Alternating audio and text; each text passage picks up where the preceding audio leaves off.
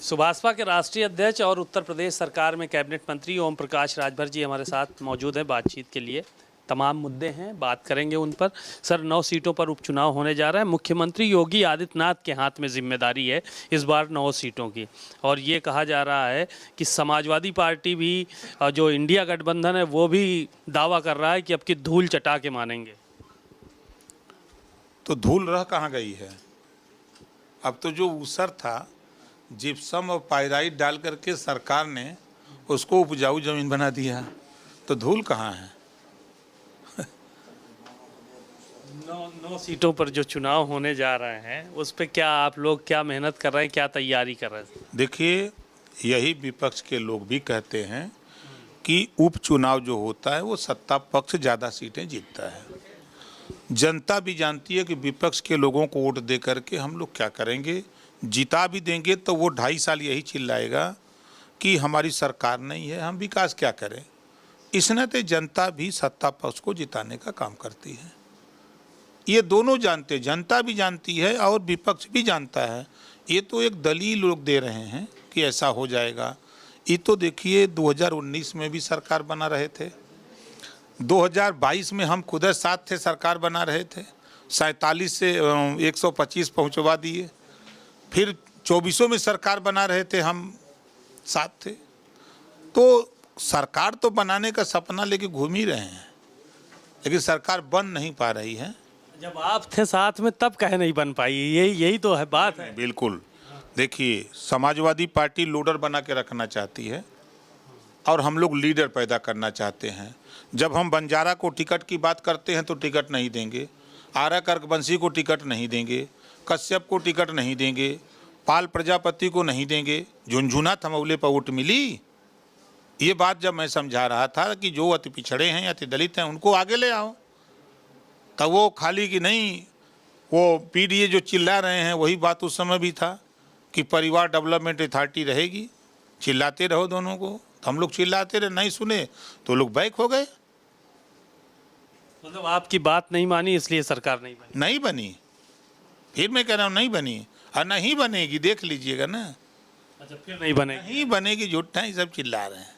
आज अखिलेश यादव ने ट्वीट किया, सरकार पर हमला बोला और गड्ढों को लेकर उन्होंने तमाम बातें कही और कहा कि हेलमेट जो है वो वसूली का ज़रिया बना हुआ है, पुलिस के गड्ढे हैं सड़कों में, अपने बच्चों को अकेले न जाने दें।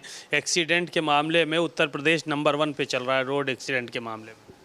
उनकी सरकार थी तो पूरी सड़कों पर संगमरमर बिछा था।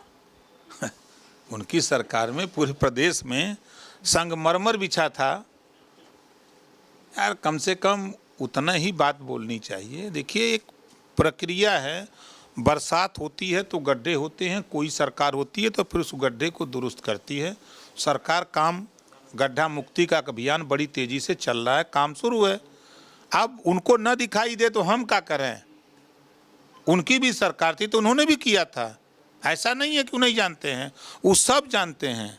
लेकिन अब बोले ना तो फिर विपक्ष का भूमिका निभा रहे हैं कि हम विरोध कर रहे हैं।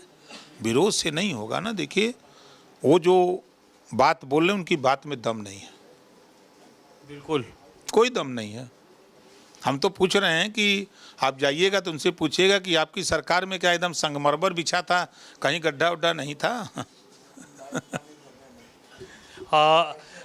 अखिलेश यादव साथ ही साथ जो है वो महाराष्ट्र में भी चुनाव का बिगुल फूंक चुके हैं। वो कह रहे हैं 12 सीटें देनी चाहिए, 4 सीटों पे बिना गठबंधन के प्रत्याशी भी घोषित कर दिए महाराष्ट्र में उन्होंने, और ये कह रहे हैं कि हम तो कम में भी संतुष्ट हो जाते हैं। वो गठबंधन धर्म अखिलेश जी निभाना नहीं जानते। उत्तर प्रदेश में अति पिछड़ों का, अति दलितों का हक उन्होंने लूटा है, अब महाराष्ट्र में लूटने की तैयारी कर रहे हैं। न नौमन गेहूँ वही न राधे गाँव नहीं जाइए। बहराइच की घटना को लेकर जो है वो भी विपक्ष हमलावर है, कह रहे हैं वहाँ के लोगों को न्याय नहीं मिल पा रहा है क्योंकि अभी कुछ घरों को तोड़ने का नोटिस भी जारी कर दिया गया है। कह रहे हैं कि सरकार जो है वो एक तरफा कार्रवाई कर रही है। हाँ, उनकी सरकार में एक तरफा कार्रवाई होती रही है, तो इस नाते उनके दिमाग में वही बात है। उनकी सरकार थी तो 815 दंगे हुए थे, लगभग 1300 जन की हानि हुई थी और धन की संपत्ति कितनी नुकसान हुई उसका आंकड़ा तो हम भी नहीं अभी बता पाएंगे, निकाल रहे हैं। जिनकी सरकार में 815 दंगे हुए हों सपा की सरकार में, और 7.5 साल की सरकार में एक जन की हानि हुई है, एक जगह उपद्रव करने की कोशिश की गई, पुलिस अपनी बहादुरी दिखाते हुए, सक्रियता दिखाते हुए उसको कंट्रोल करने का काम किया है। ये नहीं दिखाई दे रहा है कि हमारे कार्यकाल में कितने दंगे होते थे, कितने लोग मारे जाते थे, कितनी संपत्ति नुकसान होती थी, वो नहीं दिखाई दे रहा है। यहाँ 7.5 साल में योगी आदित्यनाथ जी के कार्यकाल में सिर्फ एक घटना हुई, एक जन की हानि हुई है, और पुलिस विभाग के हम तो धन्यवाद देते हैं पुलिस प्रशासन को कि ऐसी घटना को इतनी बारीकी से जांच परख करके उन्होंने कार्रवाई किया है। जांच हो रही है, जो दोषी पाया जाएगा, कानून अपने हाथ में कोई लेने की कोशिश करेगा तो उसके साथ यही सलूक होगा, चाहे वो कितना बड़ा उसके पास पावर हो।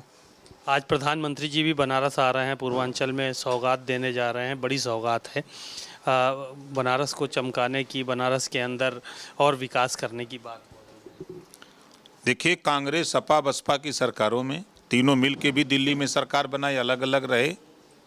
जब विकास की बात आती है तो हम नहीं कहते कि कांग्रेस सपा बसपा की सरकारों में विकास नहीं हुआ, लेकिन आवश्यकता उत्पत्ति की जननी है। उनकी सरकारों में सिंगल सड़क की आवश्यकता थी, आज एक्सप्रेसवे की आवश्यकता हो गई है, 6 लेन बन रहे हैं, 4 लेन बन रहे हैं। तो आवश्यकता उत्पत्ति की जननी है। आज आवश्यकता है, प्रबल आवश्यकता है, आबादी बढ़ी है, तो माननीय प्रधानमंत्री जी उस हिसाब से काम कर रहे हैं कि सबका साथ सबका विकास।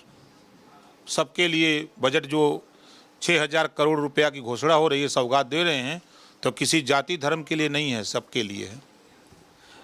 आपके जो गठबंधन के साथी हैं संजय निषाद जी बहुत दुखी हैं, सीट नहीं दिया और चले गए दिल्ली, फ़ोन भी नहीं किसी का रिसीव कर। नहीं, ऐसी बात नहीं। अभी हमारी सुबह बात हुई महाराज, हमने पूछा कि कहाँ हैं, तो कहें कि दिल्ली। हम के वहाँ क्या कर रहे हैं, कहीं आंख दिखाने आए हुए हैं, और तो उन्होंने कोई बात नहीं, कोई ऐसा तो दुख हमको नहीं बताया।